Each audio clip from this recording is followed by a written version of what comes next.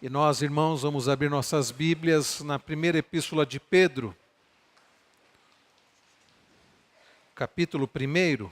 Abra sua Bíblia, finalzinho da Bíblia, 1 Pedro, capítulo 1.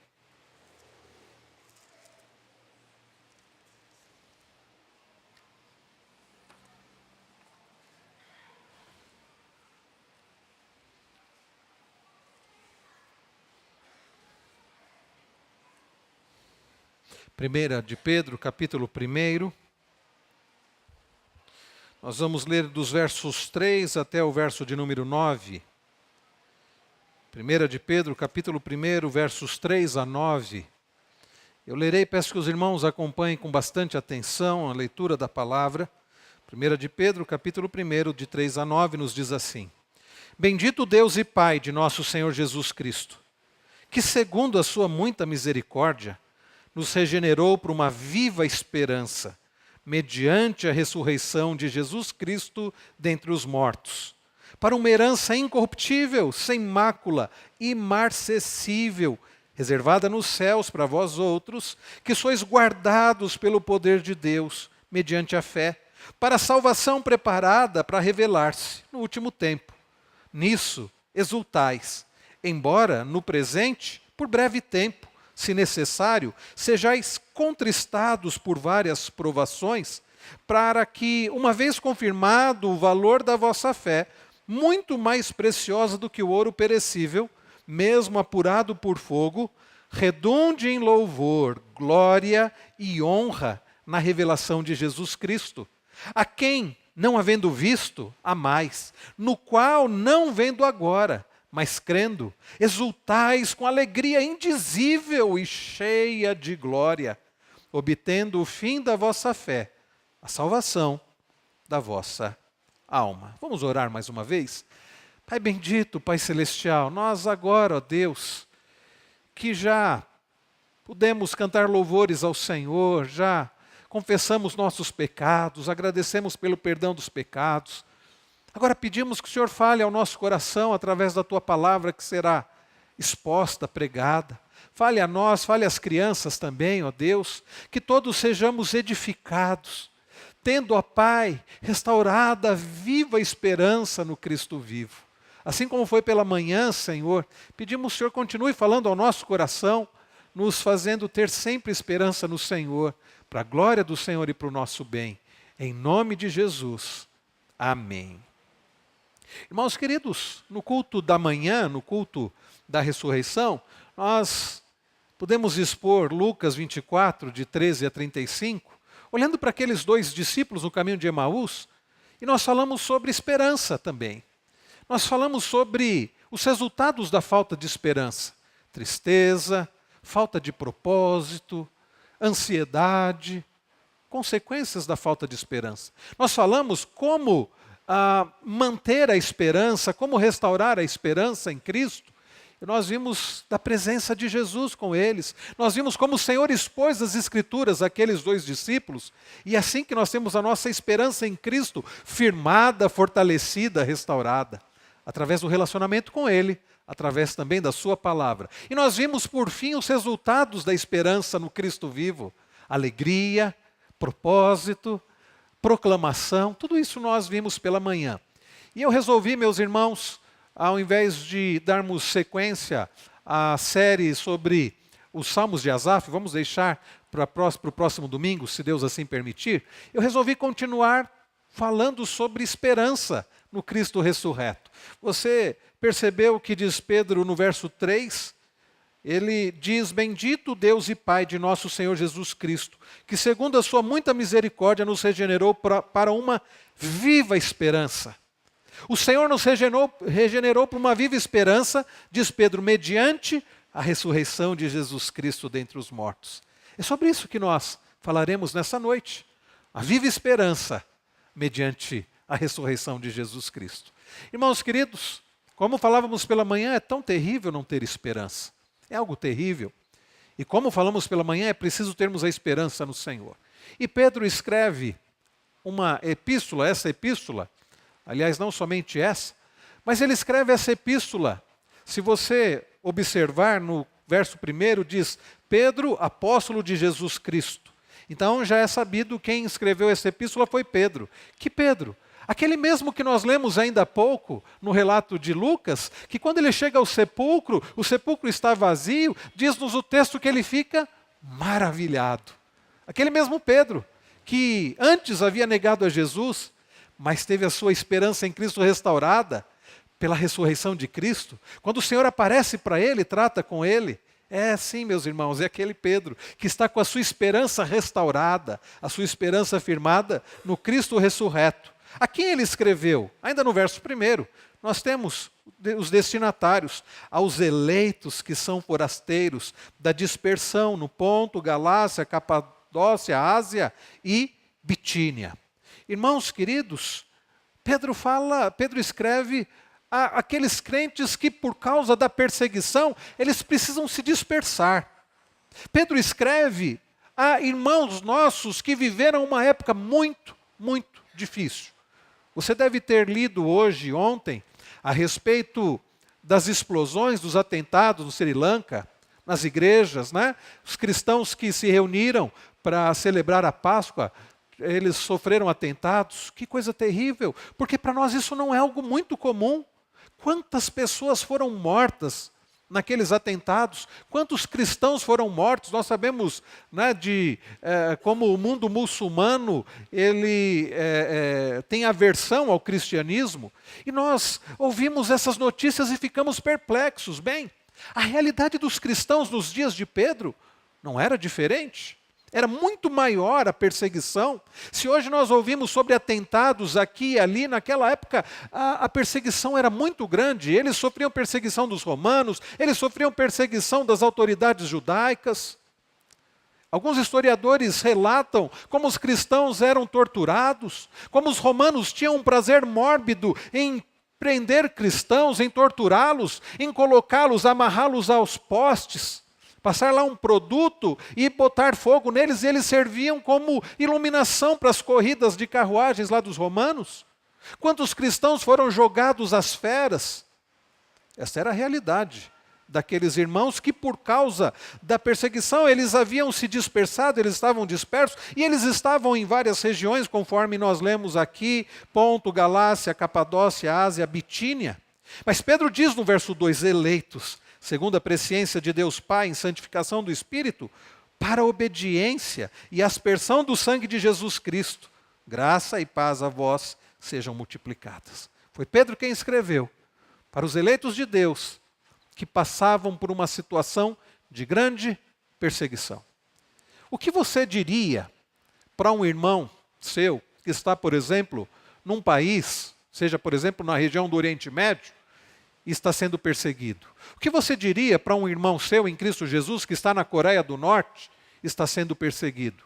Você diria, olha, fique firme aí, afinal de contas Deus vai te dar uma vida tranquila, pode ficar tranquilo que vai dar tudo certo, você vai ter uma vida tranquila, você precisa crer mais no Senhor, talvez você esteja passando perseguição porque falta fé. Não, você não poderia dizer uma coisa dessa.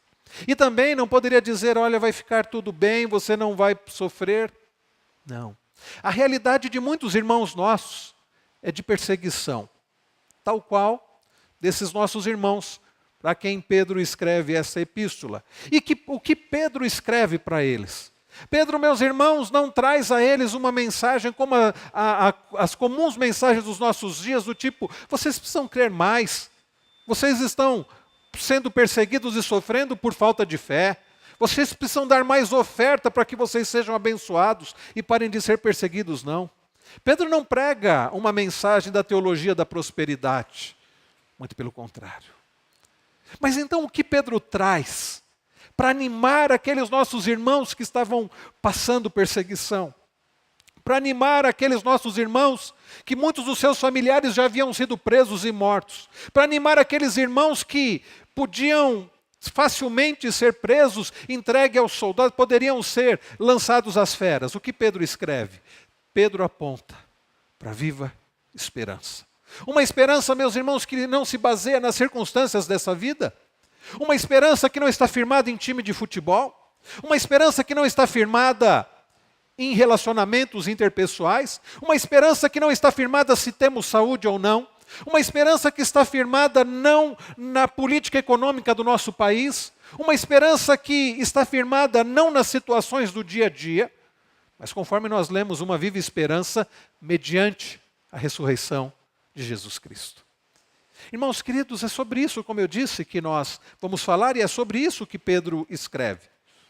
Uma bendita esperança, uma viva esperança mediante a ressurreição de Jesus Cristo. Vejam o que Pedro diz no verso de número 3. Bendito Deus e Pai de nosso Senhor Jesus Cristo, que segundo a sua muita misericórdia nos regenerou para uma viva esperança. Pedro começa, depois da sua saudação, Pedro começa bendizendo ao Senhor, e não poderia ser diferente. Bendito Deus e Pai de nosso Senhor Jesus Cristo, que segundo a sua muita misericórdia. Pedro, meus irmãos, atribui ao Senhor a nossa regeneração. Pedro atribui ao Senhor a nossa salvação. Pedro atribui ao Senhor a nossa segurança e a nossa esperança. É por isso que ele começa bendizendo não a homens. É por isso que ele não bendiz a ele mesmo, como me parece tem sido muito comum nos nossos dias. Pessoas se autoexaltando, pessoas com vanglória, buscando glória pessoal. Pessoas entendendo, acreditando que são alguma coisa e podem alguma coisa e merecem alguma coisa. Mas Pedro começa bendizendo o Deus e Pai de nosso Senhor Jesus Cristo, que segundo, diz Pedro, a sua muita misericórdia. Sim, meus irmãos, foi muita misericórdia. Para salvar pessoas como nós, imerecedoras, é preciso muita misericórdia. Como nós cantamos ainda há pouco o Salmo 100, celebrai com júbilo ao Senhor. Por quê? Porque o Senhor é bom. A sua misericórdia dura para sempre. Irmãos queridos, nós precisamos, o salmista fala sobre a misericórdia do Senhor e a fidelidade do Senhor. Bendito Deus e Pai de nosso Senhor Jesus Cristo, que segundo a sua muita misericórdia fez o quê? Nos regenerou. Aqui a expressão regenerou poderia também ser traduzida por nos deu uma nova vida. Ele nos regenerou, fez aquilo que Jesus disse para Nicodemos que era necessário. Nicodemos precisava nascer de novo. Deus nos deu um novo nascimento, Deus nos deu um novo coração, tirou um coração de pedra e colocou um coração de carne. Deus nos tornou seus filhos, essa ideia de regeneração. Deus mudou, meus irmãos, a nossa vida, nos regenerou para uma viva esperança. E aqui Pedro diz que Deus nos regenerou não apenas para termos uma vida mais confortável, como alguns buscam e acreditam. Deus não nos regenerou para que possamos agora viver de forma orgulhosa, nos sentindo superiores aos outros, não de forma alguma. Aliás, a regeneração implica em humildade, porque tudo vem do Senhor e é para a glória dele. Não nos regenerou para sermos simplesmente religiosos e cumprirmos, meus irmãos, uma série de regras para que possamos dizer, olha, nós fazemos por merecer, não. Mas nos regenerou para uma viva esperança.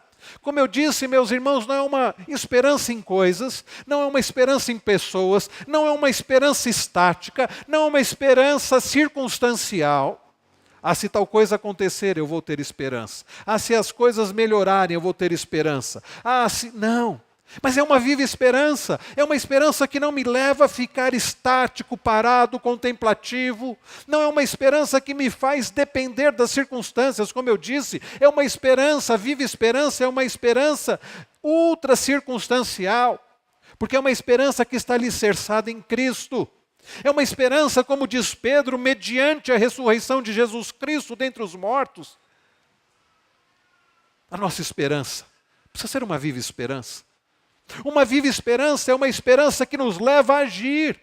É uma viva esperança, meus irmãos, e é isso que Pedro entendia. Aliás, é muito mais do que Pedro entendia. Vejam porque quando Pedro fala no capítulo de número... Aliás, aqui no versículo de número 1, ele diz, Pedro, apóstolo de Jesus Cristo.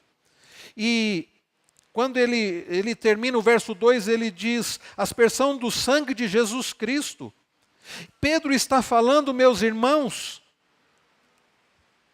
de Cristo. E o Senhor está falando através de Pedro. Então é o Senhor Jesus quem está trazendo ânimo para aquela igreja.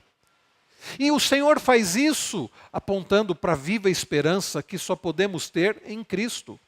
Uma esperança viva só pode ser no Cristo vivo. Porque Cristo venceu a morte, a nossa esperança deve ser uma viva esperança. É uma esperança, meus irmãos, que nos leva a agir.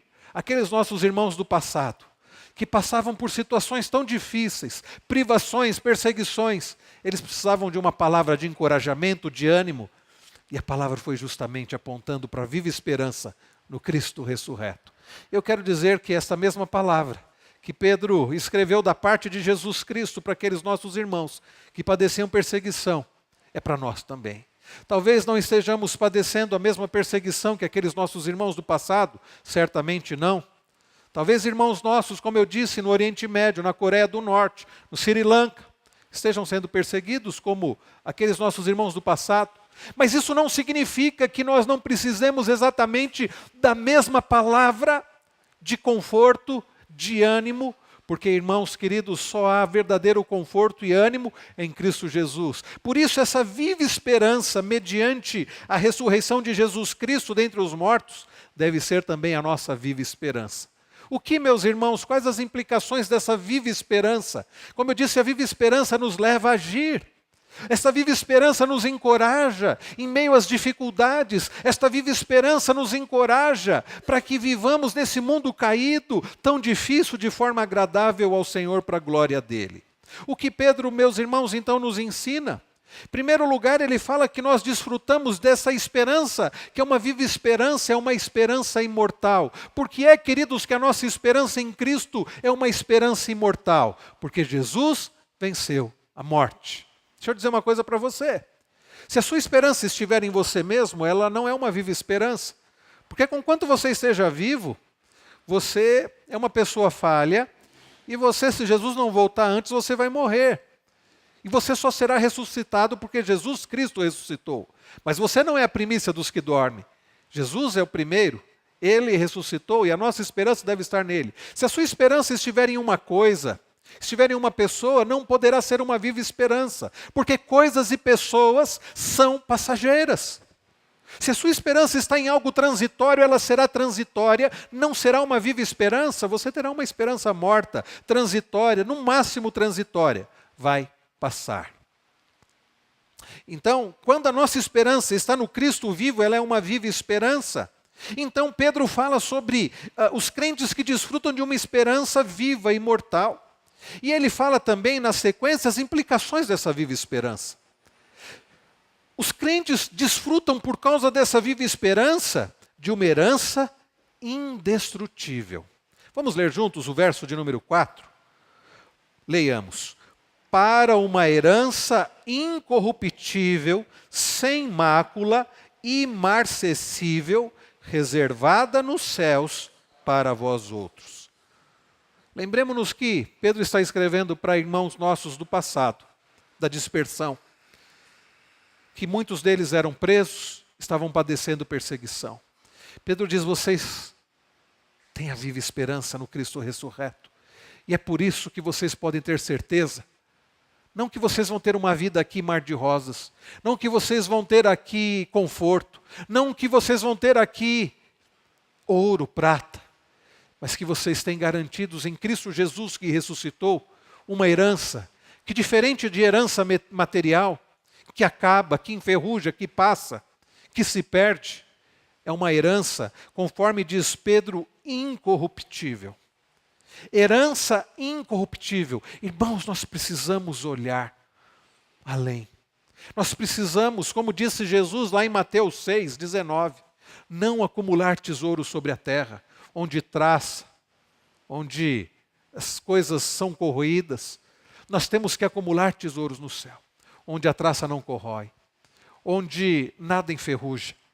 Por vezes, meus irmãos, a nossa esperança é uma esperança transitória, porque está em coisas perecíveis, e essas coisas acabam. Essas coisas, meus irmãos, são corruptíveis. Essas coisas, meus irmãos, são destrutíveis.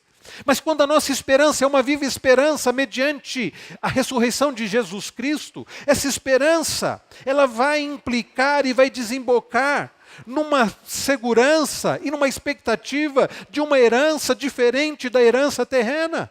Porque conforme diz Pedro, ela é incorruptível, indestrutível.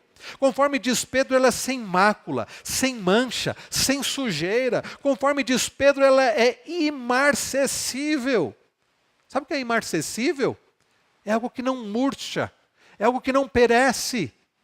As plantas murcham, né? Quantas coisas murcham, mas essa herança a qual Pedro está se referindo, para aqueles nossos irmãos que padeciam perseguição, que sofriam perseguição, e para nós hoje, é uma herança indestrutível que não murcha, reservada nos céus para vós outros.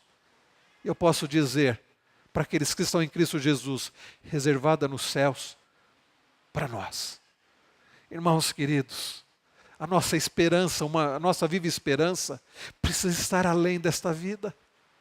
O pastor Rosivaldo orava ainda há pouco, citando o texto que nós lemos pela manhã, 1 Coríntios 15, 19, onde Paulo, combatendo aquela heresia da igreja de Corinto, que dizia que não haveria ressurreição dos mortos, Paulo diz, se não há ressurreição dos mortos, Cristo não ressuscitou, e se Cristo não ressuscitou, é vã a vossa fé, a vossa pregação, os que pereceram, os que dormem, os que morreram, acabou, permanecemos nos pecados. Então vem o verso 19, se a nossa esperança em Cristo Jesus for apenas nesta vida, somos os mais infelizes de todos os homens. Mas Pedro está dizendo sobre a viva esperança, mediante a ressurreição de Jesus Cristo, que é uma esperança além desta vida, porque é uma esperança que nos garante uma herança indestrutível. Sim, meu querido irmão, minha querida irmã, a nossa expectativa não pode estar nesta vida. É possível que você não tenha herança nesta vida. Eu não sei se eu vou ter herança nesta vida. Eu não sei se eu vou conseguir deixar alguma herança para os meus filhos, nem casa própria eu tenho. Eu não sei se eu vou conseguir deixar alguma herança material. Mas sabe qual é a minha alegria, expectativa para os meus filhos? É da herança indestrutível, muito superior a uma casa, muito superior a um carro, muito superior a bens materiais, muito superior a dinheiro, muito superior a qualquer coisa transitória, qualquer coisa terrena, qualquer coisa efêmera, porque é uma herança indestrutível, reservada para nós, conforme diz Pedro. A sua esperança precisa ser uma viva esperança, mediante a ressurreição de Cristo, que aponta para a herança que nós ainda iremos receber. Nós não podemos desfrutar dessa herança agora. Parcialmente sim, porque podemos desfrutar da presença do Senhor, podemos desfrutar da comunhão com os irmãos, podemos desfrutar do fortalecimento do Senhor. Nós lemos ainda há pouco Hebreus 4.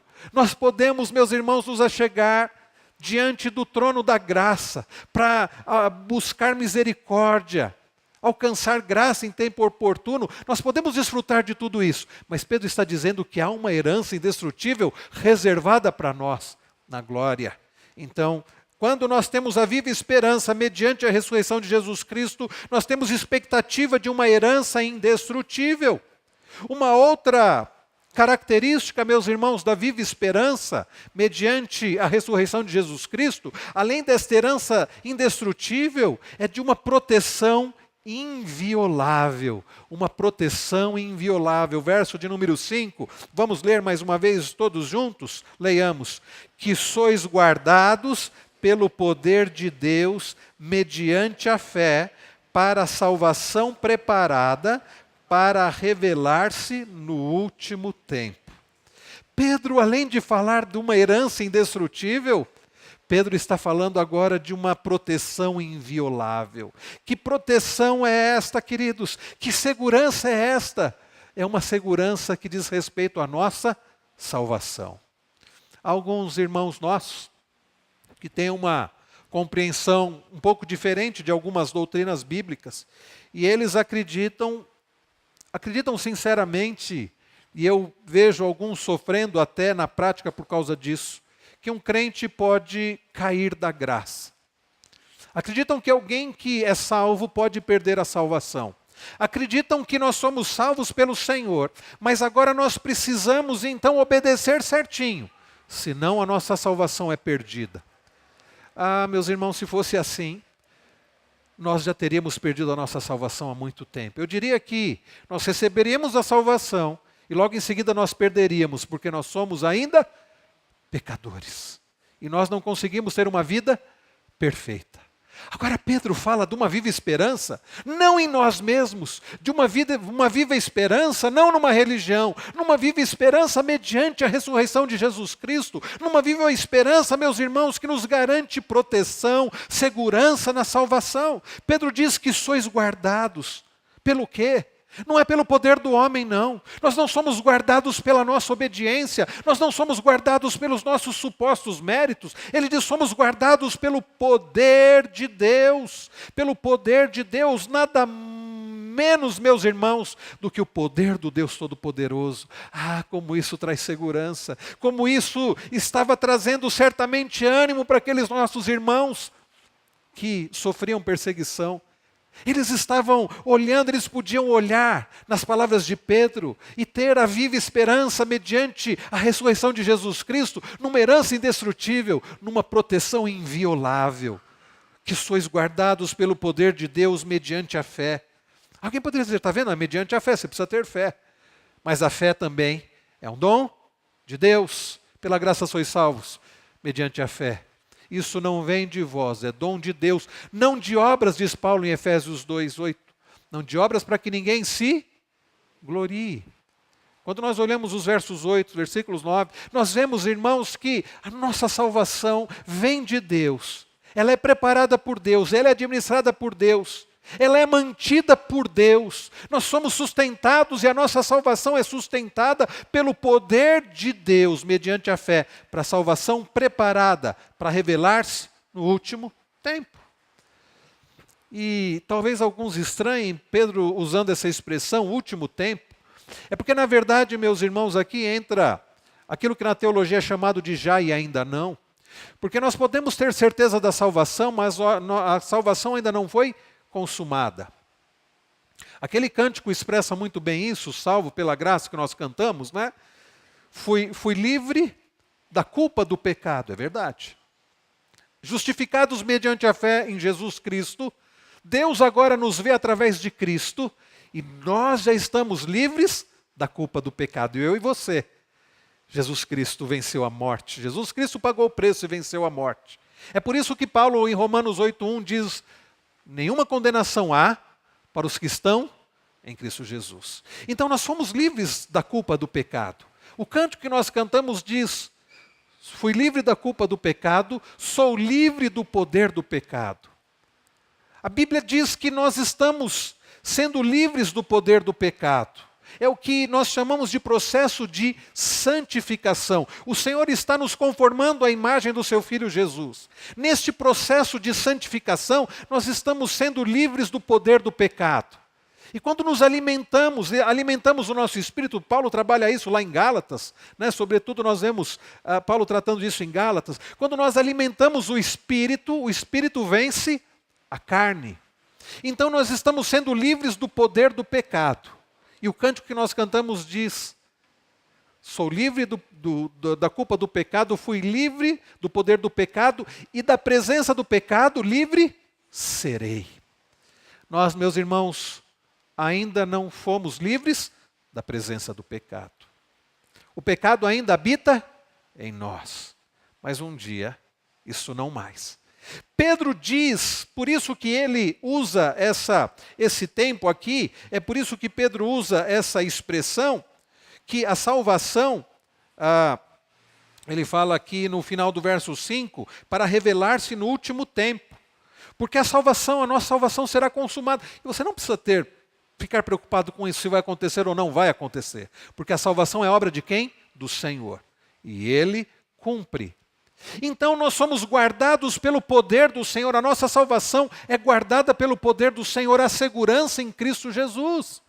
Ah, irmãos, isso tudo é mediante a viva esperança, mediante a ressurreição de Jesus Cristo.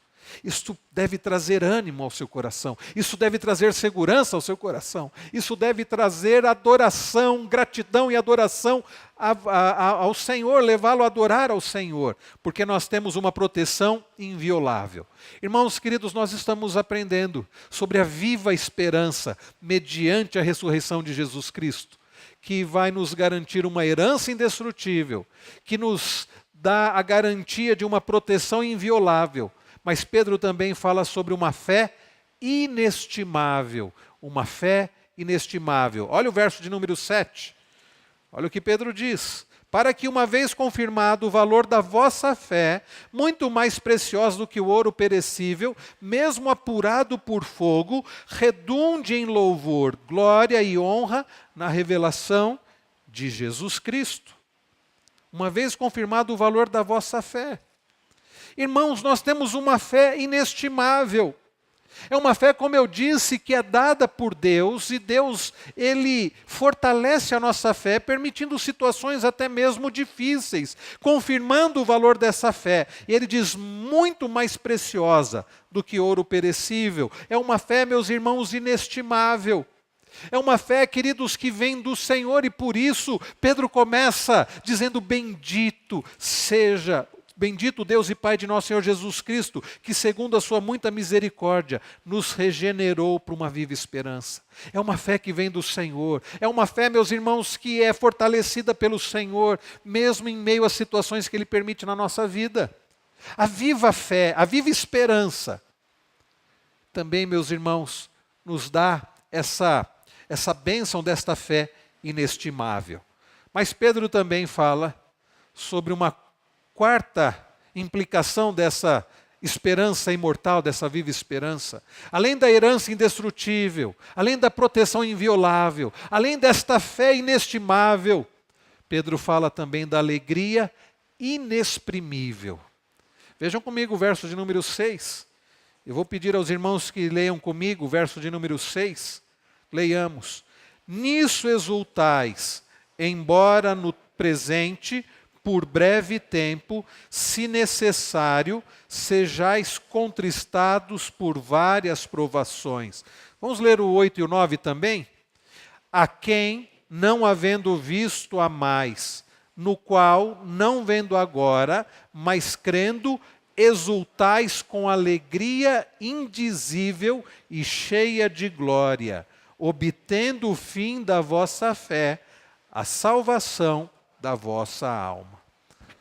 Agora pense comigo, Pedro está escrevendo a irmãos nossos do passado, que não estavam vivendo, que não tinham uma vida tranquila, não tinham conforto, e não somente isso, sofriam grande, terrível, real perseguição.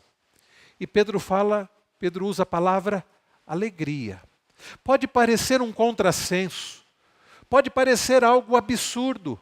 Escrever a crentes que passavam dificuldades, que sofriam perseguição, e falar sobre alegria. Como alegria? Como alegria se eles estavam sendo perseguidos? Como alegria se eles eram da dispersão? Como alegria se eles passavam o que eles estavam passando? Mas lembremos-nos, Pedro está falando da viva esperança mediante a ressurreição de Jesus Cristo. Irmãos queridos, quando nós temos a viva esperança no Cristo vivo, quando nós temos a viva esperança naquele que tem todo o poder, quando nós temos a viva esperança naquele em quem, como Paulo escreve aos Filipenses, nós devemos nos alegrar. É possível, sim, esta alegria que Pedro fala que é uma alegria indizível. Nisto exultais, embora por breve tempo. Nisso exultais. Exultar é isso. Pedro não diz exultem porque o time de vocês ganhou, exultem quando vocês conseguirem ganhar algum dinheiro, exultem pela saúde. Não, nisto exultais. No quê? Em tudo que ele tinha falado até agora, nesta viva esperança mediante a ressurreição de Jesus Cristo, que implica numa herança indestrutível, numa proteção inviolável, numa fé inestimável. Se alegrem nisso, se alegrem no que Deus tem reservado para vocês, se alegrem no que Deus pode dar a vocês, se alegrem em coisas muito superiores ao conforto que você pode obter nesse mundo. Nisso exultais, embora no presente, por breve tempo, se necessário, sejais contristados por várias provações. Então, diferente da pregação moderna da teologia da prosperidade, Pedro aqui cita várias provações. Várias provações. Pedro fala de ser contristado. Sabe o que é ser contristado? É ser entristecido. Pedro está falando de alegria, mas não negando o fato que Deus permite situações em nossa vida que vão trazer tristeza. Por isso, é uma inverdade dizer que aquele que pertence ao Senhor não fica triste, que aquele que pertence ao Senhor só experimenta estar rindo o tempo todo. Eu me lembro que eu era adolescente, eu lembro que o pastor proibiu de cantar um cântico lá na igreja presbiteriana lá de Guarulhos. Isso ficou gravado na minha mente. A gente cantava um cântico que dizia assim: quem tem Jesus não para de cantar, está sempre sorrindo até quando não dá. Tropeça aqui, cai acolá, era uma coisa assim. Quem tem Jesus não para de cantar, está sempre sorrindo até quando não dá. E eu cantava isso, acreditava que era isso mesmo. Aí um dia o pastor falou: parem de cantar isso, porque isso não é verdade. Quem tem Jesus não está sempre sorrindo. Por vezes nós estamos chorando, porque nós enfrentamos lutas, porque nós enfrentamos luto, porque nós enfrentamos problemas de saúde, porque nós enfrentamos aflições. Jesus chorou. Jesus, meus irmãos, enfrentou, experimentou agonia. E ele disse: no mundo passais aflições. Mas nós devemos ter bom ânimo porque ele venceu o mundo. Mas nós passamos aflições. Então Pedro não nega o fato, e ele seria muito hipócrita, e aqueles irmãos não receberiam de bom grado esta epístola, se Pedro dissesse: não, isso é coisa da cabeça de vocês. É só alegria, a vida de vocês vai ser só alegria. Deus colocou vocês como cabeça e não como cauda. Vocês são filhos do rei, não aceitem o sofrimento. É o que é pregado hoje. Pedro não fala nada disso. Nisso exultais, nas coisas eternas, no próprio Deus. E aí Pedro diz: embora no presente, por breve tempo, se necessário, sejais contristados por várias provações. E essas várias provações não é porque Deus tem prazer no nosso sofrimento, não. Pedro diz: por breve tempo, as várias provações são passageiras. Por isso que Jesus diz: no mundo passais por aflições. As várias provações não são eternas. Nós podemos sim passar por várias provações, mas isso é passageiro. A nossa viva esperança está baseada na ressurreição de Cristo, na vida eterna. E nos faz lembrar das palavras de Jesus, que eu tenho citado aqui lá de Apocalipse 21. Quando ele fará nova todas as coisas, onde ele enxugará dos nossos olhos toda lágrima, onde não haverá nem luto, nem pranto, nem choro, nem dor. Mas ainda nós estamos vivendo as primeiras coisas, e Pedro não nega o fato de que podemos ser contristados por várias provações, mas Pedro diz: por breve tempo, e se necessário, nem sempre é necessário. E quando Deus permite as várias provações, é porque isso é necessário. Ouça aqui o que eu vou te dizer. Nós não passamos provações sem que isso seja necessário. Nós não acreditamos em sorte, nós não acreditamos em azar, nós não acreditamos em destino, nós acreditamos no Deus Todo-Poderoso, que tem controle sobre todas as coisas, que criou todas as coisas, dirige todas as coisas, que faz com que todas as coisas tenham um propósito. Nós acreditamos no que está escrito em Romanos 8:28, que todas as coisas contribuem para o bem daqueles que amam a Deus. Que tudo que Deus permitir, Ele vai permitir, para nos conformar à imagem do Seu Filho Jesus Cristo, para nos ajudar, meus irmãos, no crescimento espiritual, na santificação, no amadurecimento espiritual. Pedro fala então: contristados por várias provações, por breve tempo, se necessário. Então, meus irmãos, Pedro fala de uma alegria inexprimível. No verso 8 ele diz: a quem não havendo visto há mais, no qual não vendo agora, mas crendo, exultais com alegria indizível e cheia de glória. Em Cristo, aquele que nós não vimos, mas nós cremos, aquele que foi crucificado e venceu a morte, nós acreditamos nisso de todo o coração, é nele que deve estar a nossa alegria. Uma viva esperança, meus irmãos, ela faz parte de uma alegria naquele que está vivo, naquele que deve estar a nossa alegria, naquele que tem poder, meus irmãos, para nos sustentar nos dias difíceis, nos dias das várias provações, no dia das perdas, da doença, nos dias de abandono, nos dias de dores, nos dias de sofrimento, nos dias de lágrimas. É uma alegria ultra circunstancial, é uma alegria no Deus vivo, no Cristo ressurreto. Alegria indizível. Uma alegria que Até para você falar dela é difícil. É a paz do Senhor que excede todo entendimento. As pessoas vão olhar e dizer, como é que você consegue estar de pé? Como é que você consegue ter esperança se você está passando por tudo isso? Elas não vão entender sobre a alegria indizível, a alegria inexprimível. É uma alegria que está em Jesus Cristo. Alegrai-vos sempre no Senhor. Paulo, quando escreve aos Filipenses, dizendo alegrai-vos no Senhor, onde ele estava? Preso. Mas ele tinha alegria no Senhor.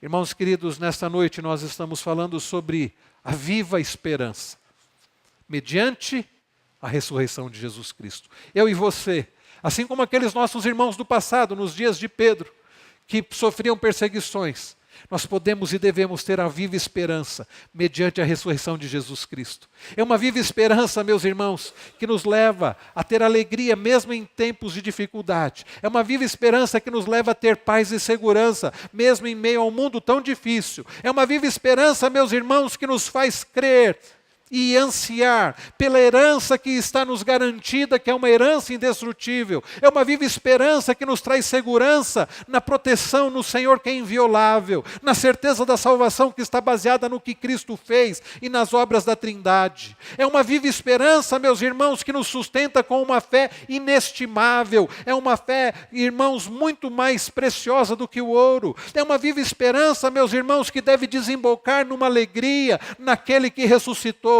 e que é a nossa alegria. Esta é a viva esperança. E como falamos pela manhã, você tem tido esperança? A sua esperança está no Cristo ressurreto, assim como aqueles nossos irmãos do passado, que sofriam perseguições e podiam ter ânimo, esperança e alegria. Eu e você podemos ter. Não em coisas, não em pessoas, não em nós mesmos, mas no Senhor que ressuscitou. Está à direita de Deus Pai, intercede por nós, tem poder para se compadecer da minha e da sua vida, tem poder para nos sustentar, para nos alegrar, tem poder para nos animar, tem poder para nos ressuscitar, e é o que Ele vai fazer, tem poder e virá nos buscar, onde iremos para todo sempre com Ele morar.